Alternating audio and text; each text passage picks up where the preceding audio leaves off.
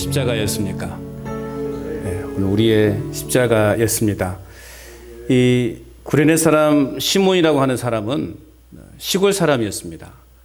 시골 평범한 시골 사람이었는데 유월절을 지키기 위해서 예루살렘에 올라왔을 때 수많은 그 사람들의 틈바구니에서 이 시몬이라는 사람도 같이 지나가고 있었습니다. 이때 골고다를 향해 십자가를 지고 가시는 예수님을 발견하게 되고 그 예수님에 지쳐서 자꾸 쓰러지고 또 쓰러지고 또 쓰러지시자 로마 군사가 이 시몬을 불러다가 대신해서 십자가를 지고 가도록 했던 것이죠. 자, 이 사건은 이 구레네 사람 시몬의 입장에서 보면 재수 없는 거였어요. 왜냐하면 이 십자가는 가장 추악한 형벌이었거든요. 가장 창피하고 또 수치스러운 그런 형벌이었습니다. 그런데 그 십자가를 내가 지고 가야 한다는 것은 굉장히 그 본인에게도 수치스러운 일이었다는 것이죠. 또 자신에게는 우연한 사건일 수밖에 없었습니다. 그저 그 수많은 사람 중에 왜 하필 내가 저 십자가를 지고 가야 되는가에 대한 그러한 마음들이 아마 이 구레네 사람 시몬에게는 가득했을 것입니다. 그런데 하나님의 입장에서 보니 이건 또한 특별한 축복의 섭리가 숨어 있었다는 것을 우리는 알아야 됩니다. 단순히 이 구레네 사람 시몬이 예수님을 대신해서 십자가를 지고 갔다, 이거에만 우리가 집중할 것이 아니라 그 안에 숨어 있는 하나님의 깊으신 섭리를 우리는 발견할 수 있어야 한다는 것입니다. 무슨 말이냐? 주님을 위해서 지는 십자가는요, 우리가 억지로라도 지기만 하면 그것이 우리에게 큰 축복이 된다는 사실을 여러분 믿으시기 바랍니다. 나는 억지로 진 십자가였는데, 그런데 우리 주님이 그 억지로 진 십자가를 졌던 우리 자신에게 엄청난 축복을 주신다는 것입니다. 여러분, 이 구레네 사람 시몬은요, 주님을 위해서 십자가를 진 후에 이제 그의 인생은 아주 믿음이 좋은 신앙인으로 변화되었습니다. 또한 그의 아내도요, 로마 교회의 어머니와 같은 역할을 감당했던 아주 유명한 신앙인이 되었다라는 것입니다. 그래서 로마서 16장 13절 말씀에 보면 한번 띄워주실래요? 로마서 16장 13절 말씀에 보면 바울이 뭐라고 말하고 있습니까? 한번 읽어보실까요? 시작. 루포와 그의 어머니에게 문안하라. 그의 어머니는 곧 내 어머니이니라. 이 루포가 누굽니까? 바로 구레네 사람 시몬의 아들이에요. 바울이 그의 삶의 사역의 마지막에 친히 여러 사람을 거론하면서 안부를 물을 때 특별히 이 구레네 사람 시몬의 아들의 이름을 부르면서 그의 어머니를 돌보라. 그의 어머니에게 문안하라. 즉 그 구레네 사람 시몬의 아내에게 문안하라는 거죠. 그는 곧 내 어머니라고 부를 정도로 이 구레네 사람 시몬의 그 가문이요, 놀라운 변화가 일어나게 된 것입니다. 자, 또 마가복음 15장 21절 말씀 또 한번 읽어볼까요? 왜 그러면 이들이 이렇게 믿음이 좋은 가문이 될 수밖에 없었던가? 자, 15장 21절 같이 읽어봅니다. 시작. 알렉산더와 루포의 아버지인 구레네 사람 시몬이라고 되어 있어요. 그러니까 이 알렉산더와 루포가 바로 이 구레네 사람 시몬의 아들들이에요. 자, 그 광경을 이들은 보았어요. 그들의 신앙이 어땠을까요? 이 알렉산더와 루포 역시 초대교회의 아주 유명한 전도자로서의 사명을 감당했던 것을 볼 수 있습니다.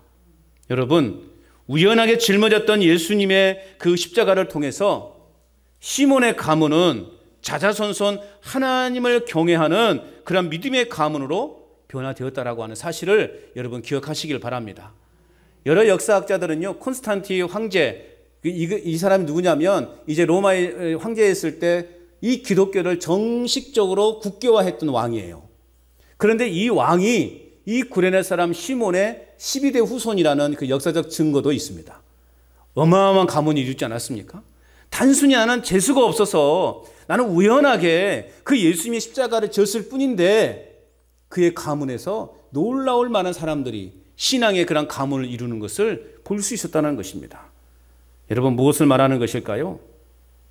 여러분, 우리가 억지로라도 헌신하면 하나님은요, 그 헌신을 받으신다는 거죠. 아브라함의 헌신이 그와 그 자손들에게 복이 되었던 것처럼 오늘 저와 여러분들의 이 억지로라도 하는 이 헌신까지도 하나님은요, 우리 자손들에게 복이 되게 하신다는 것입니다. 그러니까 여러분, 하기 싫다고 하지 않는 것이 아니라 하기 싫어도 그냥 억지로라도 하십시오.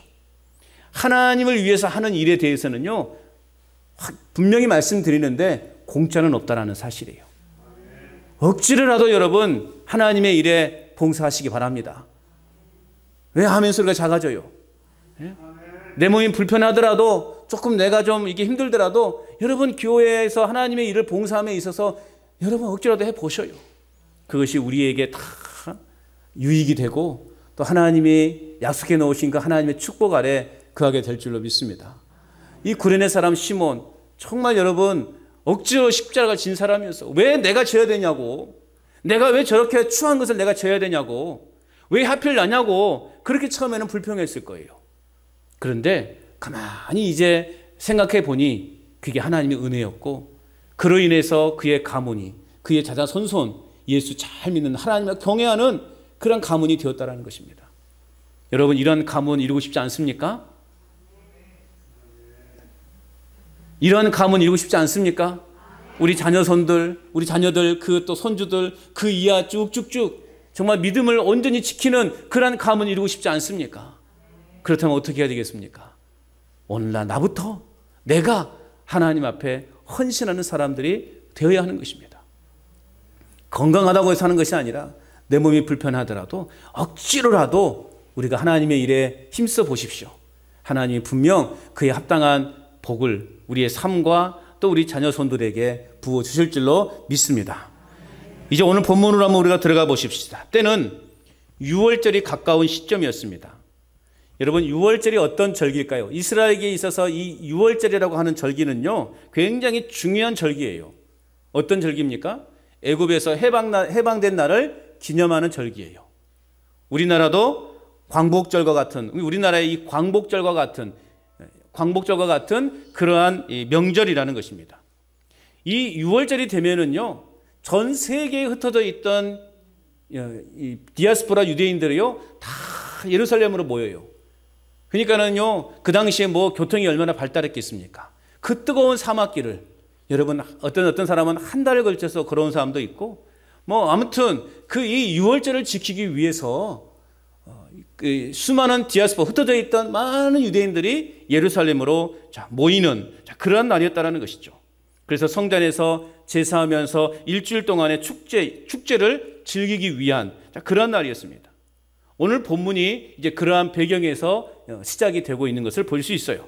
오늘 본문 12절 말씀 우리 같이 한번 다시 읽어봅니다. 12절입니다.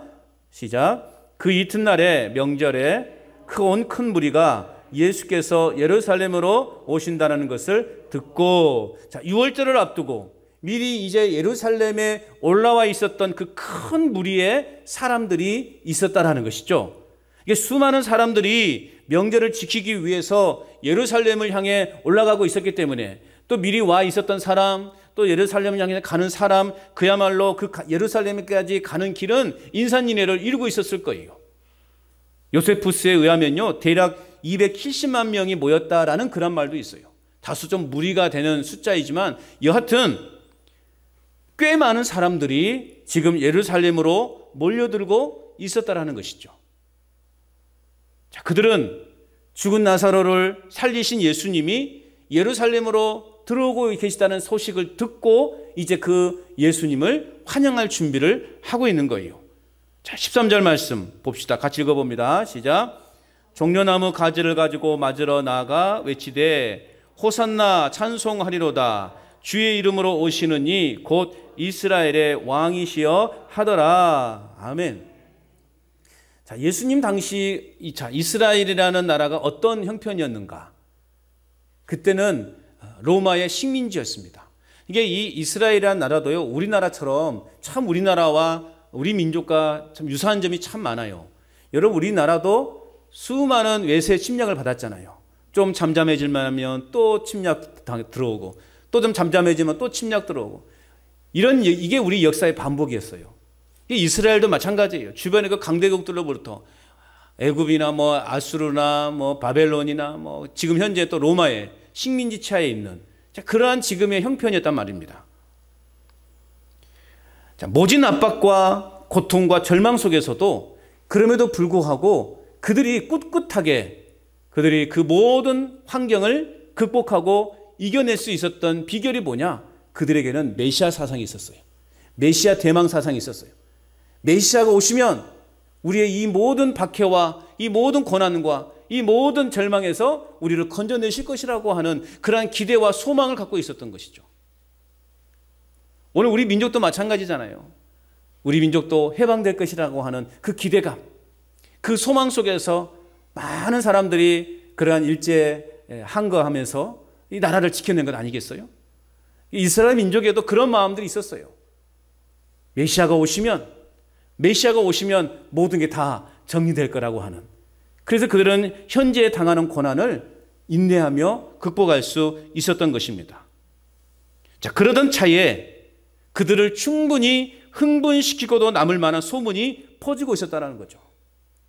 그 소문이 무엇입니까? 바로 예수라는 사람이 죽은 지 나흘이나 된 나사로를 살렸다라고 하는 소문이에요. 이 소문을 짚은 사람들은 어떤 생각을 가졌겠어요?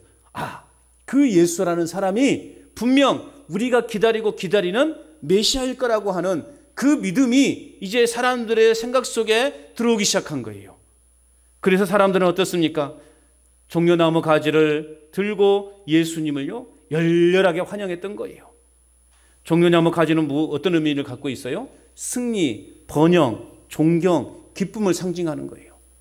이제 우리 민족의 진정한 해방을 이루기 위한 이제 우리의 진정한 왕이 오신다 라는 그러한 경외심을 가지고 그들은 열정적으로 종려나무 가지를 흔들면서 예수님을 환영했던 것이죠. 북한에 그 길거리에서 흔드는 사람들 가끔씩 TV 나오잖아요. 아마 그보다 더한 열렬한 그런 마음을 가지고 그들은 아마 예수님을 환영했을 것입니다.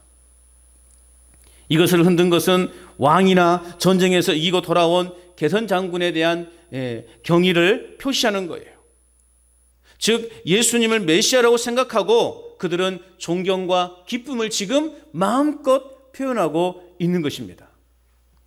어쩌면 이들 안에는요, 이번 6월절은 이제 우리 민족이 비로소 해방되는 날이다 라고 생각할 정도로 그들은 지금 막 흥분해 있었을 겁니다.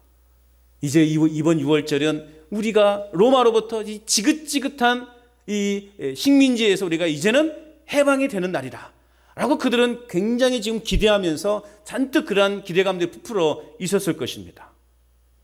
그런데 상황은 어떻습니까? 예수님은 그들의 그 기대와는 전혀 다른 모습으로 지금 등장하고 있는 것이죠. 14절 말씀을 보세요. 14절 뭐라고 되어 있어요? 예수는 한 어린 나귀를 보고 타시니. 요한은 예수님이 어린 나귀를 타시게 되는 그 과정을 생략하고 있어요. 다른 복음서에 보면 이제 제자들을 시켜서 저 마을로 가서 준비되어 있는 나귀를 끌고 오라고 그런 이제 내용들이 담겨져 있는데요. 오늘 요한은 그 내용을 이제 생략하고 있어요. 어쨌든 예수님은 승리를 상징하는 그러한 백마를 타고 다스리는 왕으로 예루살렘에 입성하고 있지 않다라는 것이죠. 하찮은 어린 나귀를 타고 예루살렘으로 입성하고 있다는 거죠. 여러분, 그 광경을 본 사람들이 순간 어떤 느낌을 가졌겠어요? 이거 아닌데? 아니, 우리가 그리는 그림은 이게 아닌데? 점점 그들의 마음속에 좀 뭔가 이렇게 의구심이 들지 않았겠습니까? 결국 왕으로 오신 예수님은 세상의 왕과는 전혀 다른 모습으로 지금 왕으로서 예루살렘에 입성하고 있는 거예요. 세상의 지도자는 힘과 돈으로 권력으로 세상의 그 권력을 잡게 되는 것이죠. 그런데 예수님의 오심은 그런 방법이 아니라 오직 하나님의 방법이었다는 것입니다. 더 정확하게 표현하자면 예수님은 하나님께 순종하시기 위해서 이렇게 오신 거예요.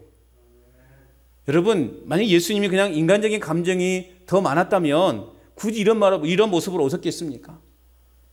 더 화려한 모습으로 오시지 않았겠어요? 예수님은 철저하게 하나님 아버지의 뜻에 순종하셨어요. 또한 나귀를 타고 입성하신 것은 예수님의 의지에 의해서 나온 것이 아니라 바로 스가랴 선지자를 통한 예언을 이루기 위해서였어요. 예수님도 철저하게 구약의 예언을 이루시기 위해서 사역을 하셨어요. 당신의 의지와 뜻대로 움직인 것이 아니라 철저하게 하나님의 말씀에 순종했고 구약의 말씀을 응하게 하신 거예요. 스가랴 9장 9절 말씀이에요. 우리 같이 화면을 보면서 한번 읽어봅니다. 스가랴 9장 9절 같이 읽어봅니다. 시작. 시온에 따라 크게 기뻐할지어다. 예루살렘에 따라 즐거이 부를지어다. 보라, 내 왕이 내게 임하시나니 그는 공의로우시며 구원을 베푸시며 겸손하여 나귀를 타시나니 나귀의 작은 것 곧 나귀 새끼니라. 아멘. 스가랴의 예언이에요. 예수님은 이 스가랴의 예언을 이루시기 위해서, 성취하시기 위해서 어린 나귀를 타고 지금 예루살렘에 입성하고 있는 거예요. 보는 사람도 불안하고 타는 사람도 불안하지 않겠습니까? 그 조그마한 나귀에 그 성인이 타고 있으니 얼마나 이게 보기에 조금 민망합니까? 사람들이 웃음거리가 될 수밖에 없겠죠. 그럼에도 불구하고 예수님은 그 모습 그대로, 구약의 그 말씀 그대로 예수님은 순종하셨던 것입니다. 마가는 예수님의 이러한 상징적 행동을 통해서 그분의 구약이 암시한 메시아라는 사실과 이제부터 본격적으로 고난과 겸손의 길이 시작될 것임을 이야기하고 있습니다. 15절 말씀 다시 한번 더 읽어봅니다. 오늘 보면 15절 말씀입니다. 같이 읽어봅니다. 시작. 이는 기록된 바 시온에 따라 두려워하지 말라. 보라, 너의 왕이 나귀 새끼를 타고 오신다 함과 같더라. 아멘. 그러므로 예수님의 예루살렘 입성은 철저하게 구약의 예언의 응답이었다라고 말씀드릴 수 있습니다. 오래전 하나님께서는 이 땅에 이제 메시아를 보내어서 온 인류의 구원자로 세우시겠다라고 말씀하셨던 그 예언의 또 응답이라고 말씀드릴 수 있는 것입니다. 자, 예언의 성취라는 것은 뭐냐? 예언의 성취라는 것은 다른 말로 말하면 하나님의 말씀에 순종하는 거예요. 하나님의 말씀에 순종하는 것이 그 하나님의 약속과 예언을 성취하는 거예요. 여러분, 오늘도 우리에게는 하나님의 매일같이 우리에게 예언의 말씀을 주고 계십니다. 약속의 말씀을 주고 계십니다. 오늘 우리도 그 하나님의 예언의 말씀을 이루는 자가 되어야 됩니다. 그 하나님의 약속을 이루는 자가 되어야 됩니다. 그 예언과 약속을 이루기 위해서는 그럼 어떤 삶을 살아야 됩니까? 어떤 삶을 살아야 돼요? 제가 방금 전에 말씀을 드렸는데 어떤 삶을 살아야 됩니까? 예수님도 예언의 그 예언을 이루시기 위해서 어떻게 살았다고요? 하나님의 말씀에 순종하셨던 것처럼 오늘 우리도 이 구약의 예언의 말씀, 하나님의 이 약속의 말씀을 이루기 위해서는 우리는 어떤 삶을 살아야 됩니까? 순종하는 삶을 살아야 돼요. 하나님의 말씀에 순종하는 삶을 살아가시기를 바랍니다. 그렇게 순종하며 살아가는 자에게 하나님은 복을 주시는 거예요. 여러분, 이제 배고픈 사람을 위해서 어떤 한 사람이 이제 식당을 정해놓고 이제 그 음식값을 다 지불했어요. 그리고 식당 주인에게 누구든지 내 이름을 대고 와서 주문을 하면 밥을 주어라 라고 그 주인과 함께 이렇게 이야기를 했어요. 이제 많은 돈을 지불하고 이제 그리고 그 약속을 하고 식당을 나와서 길을 가는데 마침 이제 노숙자 한 명이 있는 거예요. 이 신사가 그 사람에게 찾아가서 저기 식당에 가셔서 제 이름을 대고 따뜻한 밥 한 그릇 잡수시오 라고 그렇게 이야기했단 말이죠. 그러면 그 말을 듣고 그 식당에 가서 그 사람의 말대로 그 이름을 대면 어떡합니까? 그 사람은 그날 따뜻한 밥 한 끼 먹을 수 있는 거예요. 그런데 반대로 그렇게 말했는데 이 사람을 째려보면서 당신 지금 내가 이런 모습이라고 나를 좀 우습게 보는 거요? 지금 이런 장난을 나에게 좀 치는 거요? 라고 그렇게 따져 물었다면 그 사람은 어떻게 되겠습니까? 평생 굶고 있는 거예요. 여러분, 하나님의 말씀이 때로는 우리에게 기가 막히게 들릴 수도 있어요. 하나님의 말씀이 우리에게 또 이걸 내가 이런 말씀까지 내가 순종을 해야 되느냐라는 그런 의구심이 들 때도 있단 말이죠. 그럼에도 불구하고 순종하는 자가 복이 있는 줄로 믿으시기 바랍니다. 순종하는 자가 복이 있어요. 하나님 우리에게 뭐라고 말하고 있어요? 가장 큰 계명이 뭡니까? 하나님 사랑, 이웃 사랑이에요. 가장 큰 계명이에요. 어떻게 해야 됩니까? 우리가 그 계명을 지켜야 됩니까? 안 지켜야 됩니까? 지키고 있습니까? 안 지키고 있습니까? 뭐 이렇게 그냥 끝내버리잖아요. 지키는 것도 아니고 안 지키는 것도 아니고. 여러분, 하나님 말씀하셨기에 우리는 지켜야 되는 거예요. 하나님만을 누구보다도 사랑하는 자가 되어야 되는 거예요. 이웃의 허물이 보일 수 있어요. 또 이웃이 나에게 큰 상처를 줄 수도 있어요. 나를 서운하게 할 수도 있어요. 그럼에도 불구하고 우리가 이웃을 사랑해야 되는 이유가 뭡니까?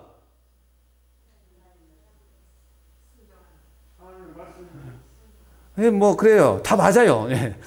다 맞아요. 하나님이 말씀하셨기 때문에, 하나님이 사랑하라 말씀하셨기 때문에 예수님도 그 하나님의 계명을 인정하셨거든요. 하나님 사랑과 이웃 사랑. 그게 십자가 아닙니까? 이게 십자가예요. 그럼 우리가 그렇게 삶을 실천해야 되지 않겠습니까? 여러분, 내가 때로는 용납하지 못할지라도, 내가 용납하지 못할 것 같자 할지라도 여러분 사랑해 보십시오. 용서해 보십시오. 하나님의 놀라운 축복이 임할 줄로 믿습니다. 하나님의 언약의 약속, 축복의 약속은 결국 그 말씀에 순종할 때 누릴 수 있는 것입니다. 왜 하나님 나에게는 축복해 주시지 않는 겁니까? 왜 하나님 나에게는 복을 주시지 않는 것입니까? 라고 그렇게 여러분 생각하는 분들이 계십니까? 그러면 가만히 내 삶을 한번 돌아보세요. 나는 과연 얼마나 하나님의 말씀에 순종하는 삶을 살았는가? 순종하지 않았기 때문에 하나님은 우리에게 복을 주지 않는 거예요. 여러분, 백성들은 예루살렘 성으로 입성하시는 예수님을 향해서 소리쳤어요. 호산나 찬송하리로다, 주의 이름으로 오시는 이 곧 이스라엘 왕이시여 라고 이렇게 소리쳤어요. 그런데 이러한 이들의 외침은 신앙적인 부르짖음이 아니었다라는 거죠. 일단은 정치적인 해방을 기대하며 그들은 외친 거예요. 다른 거 다 필요 없고 일단 우리를 해방시켜 달라는, 다른 거 다 필요 없어. 오늘 우리가 가장 중요한 것은 빨리 우리를 로마의 식민지에서 해방시켜 달라고 하는 이러한 그들의 외침이었다라는 것이죠. 예수님을 진정한 메시아로 알지 못하고 눈에 보이는 필요만 그들은 지금 요구하고 있는 거예요. 결국 이렇게 소리쳤던 무리들은 또 어떤 소리로 이제 변하게 됩니까? 예수를 십자가에 못 박으라. 호산나 다윗의 왕이여, 이스라엘 우리의 왕이여 라고 찬송하리라. 이스라엘 우리의 왕이여라고 외쳤던 그들이 자신들의 의도대로 이루어지지 않자 이제 그들은 어떻게 소리친다고요? 예수를 십자가에 못 박으라고. 예수를 십자가에 못 박으라고 이젠 그들은 그렇게 소리치는 거예요. 여러분, 그것이 바로 우리 아닙니까? 우리 자신 아닙니까? 그 예수를 십자가에 못 박으라고 소리치는 그 군중들 속에 내가 지금 포함되어 있지 않습니까? 내가 원하는 때대로 상황이 이루어지지 않고 내가 원하는 대로 현실의 삶이 이루어지지 않자 우리는 곧바로 하나님을 원망하고 예수님을 십자가에 못 박으라고 외치는 자가 되지 않고 있습니까? 예수님을 열렬히 환영하는 이 무리들은 예수님의 예루살렘의 입성의 진정한 목적을 그들은 알지 못했습니다. 예수님은 영광을 받으시려고 가는 게 아니라 예루살렘에 왜 가시는 거예요? 예수님이 예루살렘에 왜 가시는 거예요? 죽으러 가시는 거예요. 십자가에 못 박혀 죽으려고 지금 예루살렘으로 가시고 계시는 거예요. 여러분, 6월절에 수십만 마리의 희생제물이 드려져도 이 6월절에는 많은 짐승을 잡아야 돼요. 짐승을 드려야 돼요. 그러니까 성전에서 이 매매 사건이 일어나지 않습니까? 먼 곳에서 오는 사람들이 이 짐승을 준비하지 못하니까 이제 그곳에서 이제 짐승을 사죠. 그런데 터무니없는 막 값으로 올리고 막 성전에서 난리가 나시니까 예수님이 그걸 뒤엎어버린 거 아닙니까? 그러니까 이 6월절에는 수십만 마리의 짐승들이요 피 흘림을 당해요. 그럼에도 불구하고 우리 인간에게 있는 근본적인 죄는 사라지지 않는다는 것입니다. 그런데 예수님 스스로가 이제 6월절 어린 양이 되시기 위해 입성하고 계시는 거예요. 이제는 그 수십만의 그 짐승의 피가 필요 없다. 나 한 사람이면 족하다. 내가 너희의 그 대신 죄를 위해 대신 피 흘려 주겠다. 그러므로 말미암아 너희 안에 있는 그 근본적인 죄악의 문제를 내가 씻어 주겠다. 스스로 고난을 당하시려고 예수님은 지금 예루살렘으로 입성하고 계시는 것입니다. 그렇기 때문에 여러분, 예수님을 믿는 삶은 고난도 능히 감당할 수 있어야 되는 것입니다. 예수님 때문에 나에게 고난이 있고 예수님 때문에 내가 그것을 또 참을 수 있다면 그것은 나에게 축복이 됨을 믿으시기 바랍니다. 예수님 때문에 고난을 받고 예수님 때문에 내가 모든 것을 견디고 참을 수 있다면 오늘 그것이 나에게 축복이 되는 거예요. 그래서 바울은 뭐라고 고백합니까? 현재의 고난은 장차 나타날 영광과 좋게 비교할 수 없도다. 앞으로 우리에게 주어질 영광스러움이 있지 않습니까? 믿으십니까? 그 영광스러운 나라에 임할 것을 여러분 믿으십니까? 그 영광스러운 나라가 우리에게 있는데 이 땅에서 당하는 그 모든 고난은 아무것도 아니라는 거죠. 우리에게 쓰여질 그 영광과 비교하면 지금 당하는 고난은 아무것도 아니라는 거예요. 여러분, 우리가 예수님을 믿으면 세상의 번영과 축복이 기다리고 있는 것이 아니라 우리가 예수님을 믿으면요, 오히려 자기 부인과 십자가가 기다리고 있음을 우리는 잊지 말아야 됩니다. 예수 믿기 때문에 고난은 자연스레 주어진 것이에요. 그러나 천국에 대한 분명한 소망이 우리 안에 있기 때문에 우리는요, 넉넉히 그 고난을 이겨낼 수 있게 되는 것입니다. 여러분, 장차 우리에게 주어질 그 축복의 면류관을 믿음의 눈으로 바라보시기를 바랍니다. 그리고 하늘의 영광을 바라보는 믿음의 눈을 가져서 모든 고난의 순간을 다 이기는 그러한 삶을 살아가는 저와 여러분 될 수 있기를 축복합니다. 오늘 어린 나귀를 타고 예루살렘에 입성하시는 예수님은요, 겸손과 평화의 왕으로 오셨습니다. 어린 나귀를 타고 들어오셨다는 그 자체가 오늘 우리는 예수님의 겸손과 섬김의 자세를 잘 나타내고 있다라고 그렇게 말할 수 있어요. 예수님은 겸손한 왕 그리고 평화의 왕으로 오늘 우리에게 다가오셨어요. 세상적인 눈으로 볼 때는 너무나 볼품없는 모습이었어요. 너무나 하찮은 그 어린 나귀를 타고 오셨어요. 그러나 그 예수님이야말로 오늘 저와 여러분의 온 인류의 만왕의 왕 되심을 확실히 믿습니다. 그러므로 오늘 우리 역시 이 겸손하신 왕, 겸손의 왕이신 예수님을 본받는 삶이 되어야 돼요. 겸손히 주님의 뜻과 말씀에 순종하는 그런 믿음의 삶을 오늘 우리는 살아가야 된다는 것입니다. 평화의 왕으로 오신 예수님을 본받아 오늘 우리의 삶의 자리에서도 평화를 나타내고 평화를 끼치는 자의 삶을 살아가야 되는 거예요. 사랑을 나타내는 그런 사랑의 열매를 나타내는 그런 믿음의 삶을 살아가야 돼요. 내가 거하는 곳에 늘 화해가 있고 웃음이 있고 기쁨이 있고 용서가 있고 이런 삶이 되어야 되는데 내가 가는 곳마다 싸움이 있고 분열이 있고 다툼이 있다면 과연 우리가 하나님의 자녀로서의 삶을 살고 있다 말할 수 있는 것인가? 우리가 과연 예수님의 이 겸손과 평화의 그 왕으로 오신 그 예수님을 본받는 삶이라고 말할 수 있는 것인가? 오늘 우리의 삶을 잘 점검해 가야 합니다. 그런데 제자들은요, 이러한 예수님의 참뜻을 여전히 알지 못했어요. 깨닫지 못했어요. 16절 말씀 같이 봅니다. 시작. 제자들은 처음에 이 일을 깨닫지 못하였다가 예수께서 영광을 얻으신 후에야 이것이 예수께 대하여 기록된 것임과 사람들이 예수께 이같이 한 것임을 생각났더라. 제자들마다도 어린 나귀를 타고 입성하시는 이 예수님의 행동에 대해서 이해하지 못했어요. 왜 그랬을까요?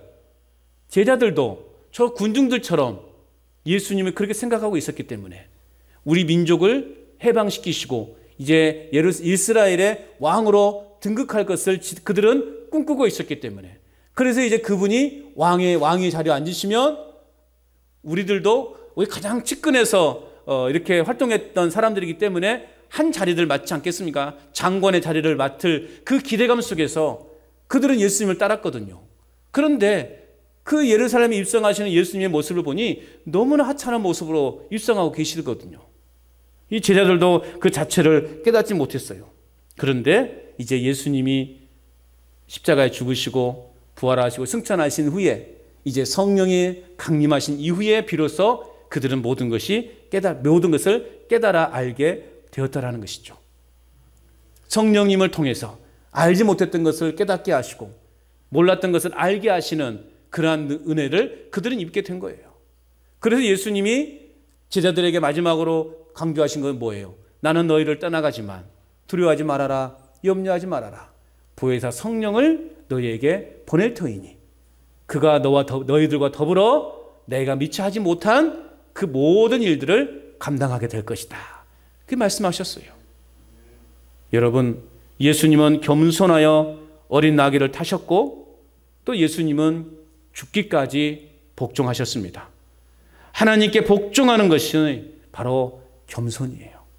여러분, 하나님께 복종하시기 바랍니다. 말씀에 순종하시기 바랍니다. 겸손은 죄와 타협하는 것을 말하는 것이 아니에요. 불의 앞에 비굴해지는 것이 아니에요. 겸손은 오히려 그 불의 앞에 당당한 것이 진정한 겸손인 거예요. 예수님은 이러한 모습으로 십자가에서 피 흘려 죽으셨어요. 여러분, 예수님이 힘이 없어서 능력이 없어서 그 모진 채찍을 그냥 맞고만 계셨을까요? 그 침뱉음을 당하고만 있었을까요? 예수님에게는 능력이 있으셨어요. 충분히 돌을 떡덩이로 만드실 만한 능력이 있으셨어요. 이 땅의 모든 권력을 휘어잡을 만한 능력이 충분히 예수님께 있었어요. 모든 사람이 그 예수님 앞에서 벌벌벌 떨 정도로 어떠한 그러한 정치적 능력을 예수님에게 충분히 갖추고 있었어요. 그럼에도 불구하고 예수님은 그런 방법을 택하지 않으셨어요. 불의 앞에 당당하게 맞서서 예수님은 십자가로 나아갔던 것입니다. 우리는 그 십자가와 보혈을 생각하는 그러한 절기 앞에 지금 우리는 서 있는 거예요. 그래서 여러분, 기독교는 피의 종교다 그렇게 말해요. 다시 성경은 피의 역사다 그렇게 말해요. 루터는 이런 말을 합니다. 성경을 쥐어짜면 피가 나온다. 여러분, 이 성경을 쥐어짜면 뭐가 나온다고요? 피가 나온대요. 짐승엔 처음엔 이 피를 이걸 짰을 때는 처음엔 무슨 피가 나오는가? 짐승의 피가 나온대요. 여러분, 구약에 얼마나 많은 짐승들이 죽었습니까? 번제로, 희생제로 많이 짐승의 피가. 그래서 처음에는 꽉 짜면 처음에는 짐승의 피가 나오는데 나중에는 예수의 피가 흐른다 그렇게 말했어요. 성경을 쥐어짜면 피가 나온다. 처음엔 짐승의 피가 나오다가 나중에는 예수의 피가 흐른다라고 말했어요. 이러한 주님의 보배로운 피값으로 여러분, 오늘 교회가 탄생된 거예요. 스데반의 피로요, 이방의 교회들이 생겨나기 시작했어요. 스데반의 그 순교로 인해서 그 순교 이후에 이제 많은 그리스도인들이 사방으로 흩어지게 되었어요. 이제 그 이후로 박해가 본격적으로 시작되니 그 유명한 이제 바울의 과거의 이름 사울을 이 중심으로 해서 이제 교회의 핍박이 본격적으로 시작되니 이제 수많은 그리스도인들이 예루살렘에만 머물러 있지 않고 온 사방으로 다 퍼지게 되었어요. 그게 뭐냐? 결국 이제 그러면서 이방의 교회들이 세워지게 된 거예요. 스데반의 그 순교로 인해서 교회가 세워졌어요. 그 피가 어디까지 이어졌느냐? 대동강변의 토마스 목사의 그 순교의 피를 통해서 한국에 뿌려지게 된 거예요. 그리고 주기철 목사님, 그 손양원 목사님, 그리고 알려지지 않는 수많은 믿음의 선배들이 흘린 그 피가 결국 우리 한국 교회를 세우게 되었다는 것입니다. 그러면 여러분, 오늘 우리 모든 그리스도인들은 예수님의 십자가를 지고 가신 그 골고다 길을 뒤따라 가야만 하는 존재이기 때문에 예수님처럼 우리도 피 흘림의 각오를 하고 살아가야 하는 것입니다. 그런 희생과 그런 각오가 없으면 우리는 하나님의 온전한 뜻을 이 땅에서 이루지 못하게 되는 것입니다. 사랑하는 여러분, 이 고난주간에 우리는 예수님의 이 보혈을 깊이 묵상하시길 바랍니다. 그러면서 왕이시지만 우리를 위해 십자가에서 피 흘리신 그 왕, 이러한 예수님을 모셔드림으로 말미암아 모든 긴장과 갈등과 분열이 치유되고 하나 되어지는 그러한 역사가 일어나는 우리 공동체가 되기를 축복합니다. 여러분, 이 한 주간 이 주님의 고난의 현장에 함께 가심으로 부활의 영광에 참여하는, 여러분, 십자가의 고난이 있어야만 부활의 영광이 있는 거예요. 십자가의 죽음이 있어야만이 부활의 영광을 맛보는 거예요.